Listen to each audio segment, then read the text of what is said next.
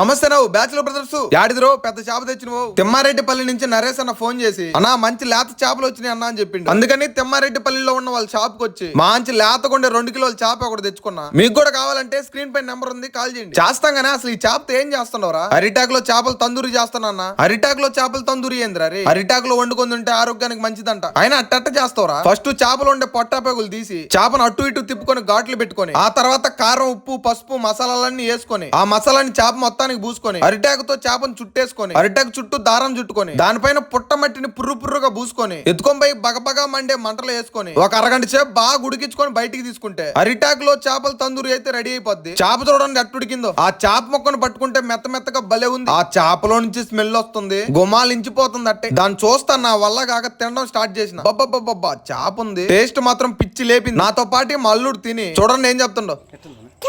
Full video కూడా ఉంది, చూసి ఒక్క లైక్ కొట్టుకోండి అన్నావు.